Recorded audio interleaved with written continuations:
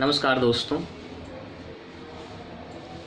कहा गया है कि जाको राखे साइयाँ मार सके न कोई। जिसकी रक्षा स्वयं भगवान कर रहे हों उसका भला कोई कैसे बाल बांका कर सकता है। कुछ इसी कहानी को कृष्णा के दूसरे एपिसोड में आज दिखाया गया। जैसा कि आपको पता है कि कृष्णा रामानंद सागर द्वारा बनाया गया एक अद्भुत सीरियल है जिसका प्रसारण लॉकडाउन के दौरान किया जा रहा है और दूसरा एपिसोड आज 9 बजे से 10 बजे के बीच दिखाया गया।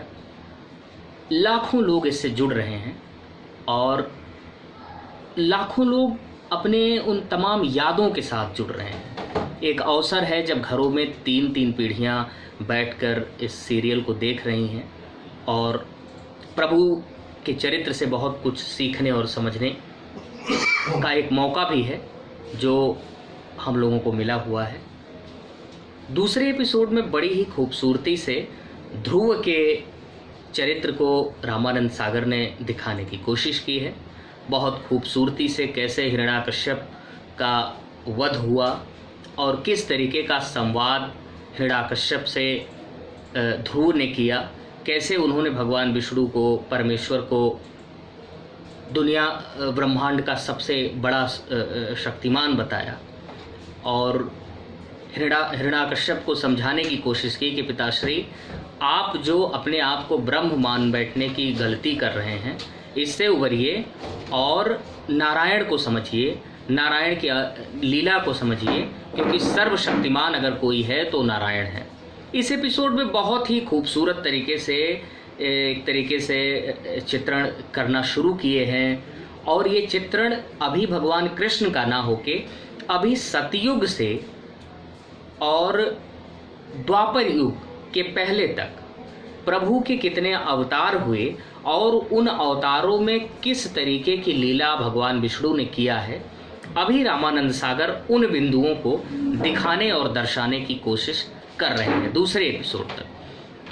आपको पता है कि ये 2 दशक पहले एपिसोड शूट हुए, ये पूरा सीरियल कृष्णा शूट हुआ और उस दौरान हमारे पास उतनी अच्छी टेक्नोलॉजी नहीं थी जितना अभी है। लेकिन रामानंद सागर के पास अभी के जो भी राइटर हैं या जो भी नया सीरियल, धार्मिक सीरियल बनाने वाले हैं, उनसे अच्छा विजन था, उससे अच्छी उनकी थिंकिंग थी और उससे बेहतर उनका रिसर्च था। तो इन्हीं के बलबूते पे कृष्णा का हर एपिसोड अपने आप में कालजयी है। उसकी कोई तुलना किसी और सीरियल से नहीं की जा सकती है। तो अगर आप अभी तक दूसरे सीरियल तक मिस किए हैं, अगर किसी कारणवश नहीं देख पाए हैं, तो आपसे हाथ जोड़कर निवेदन है कि आप कम से कम तीसरे एपिसोड से, जो कि कल से प्रसारित होगा, यानी कल प्रसारित होगा 9 बजे से रात में, उसमें जुड़िए और देखिए। दूसरे एपिसोड तक अभी रामानंद सागर एक तरीके से कृष्णा की भूमिका बनाने में लगे हैं। उन भूमिकाओं में कई कहानियों को वो दिखा देते हैं। जैसे कि पहले एपिसोड में उन्होंने दिखाया कि किस तरीके से सतयुग से कलयुग का दौर आ रहा है, द्वापर खत्म हो रहा है और कलयुग आ गया है परीक्षित के सामने। जो परीक्षित और कलयुग का संवाद है, किस तरीके से कलयुग परीक्षित पे हावी हो जाता है, उनके मुकुट पे चला जाता है और एक तरीके से कलयुग के प्रारंभ को दर्शाया है। वो बड़ी खूबसूरत कहानी थी। दूसरे एपिसोड में आपको बताया मैंने कि ध्रुव की कहानी को बहुत ही खूबसूरत अंदाज में दिखाने की कोशिश किया है और अब मुझे लगता है तीसरे चौथे एपिसोड में बहुत खास होने वाला है।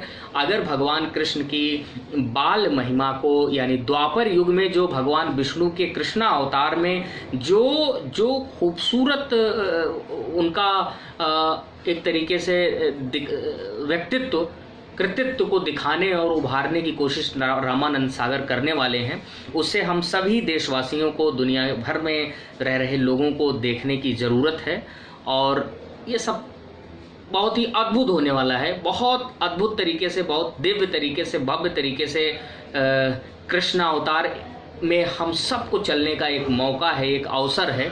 हम लॉकडाउन में ज़रूर बंद हैं, लेकिन 9 बजे अगर हम अपने टेलीविज़न को खोल के और अपने दूरदर्शन के सामने अगर हम एक घंटे रूबरू होंगे अगर, तो मुझे लगता है कि हम फिर से द्वापर में लौटेंगे और वो द्वापर में कृष्ण के साथ लौटेंगे। उसमें कृष्ण की बाल लीला होगी, उसमें हठ लीला होगी, उसमें वात्सल्य होगा, उसमें प्रेम होगा, और उसमें सबसे बड़ी बात है जीवन का दर्शन होगा। तो अगर आपने अभी तक मिस किया है तो मैंने आपको बता दिया कि अभी हम ध्रुव, जो कि एक बहुत बहुत बड़े भक्त थे भगवान विष्णु के, और उसमें दिखाया है कि भक्त वत्सल भगवान किस तरीके से अपने भक्तों की रक्षा करते हैं, किस तरीके से उन्होंने ध्रुव को सभी खतरों से उबारा और किस तरीके से दुष्टों का, राक्षसों का संहार किया। अब तीसरा एपिसोड भी मुझे लगता है बहुत खास होने वाला है। बहुत ही खूबसूरत तरीके से रामानंद सागर अभी कृष्णा को इस्टेब्लिश करने में लगे हुए हैं, और यकीन मानिए अगर आप द्वापर को समझना चाहते हैं, कृष्णा अवतार को समझना चाहते हैं, तो कृष्णा आपके लिए बहुत अच्छा होगा समझने के लिए, उस युग को, उस काल को। तो आइए हम सब मिलके कल फिर तीसरे एपिसोड को देखेंगे, उसके बाद मैं फिर आपसे रूबरू होऊंगा। तब तक के लिए नमस्कार।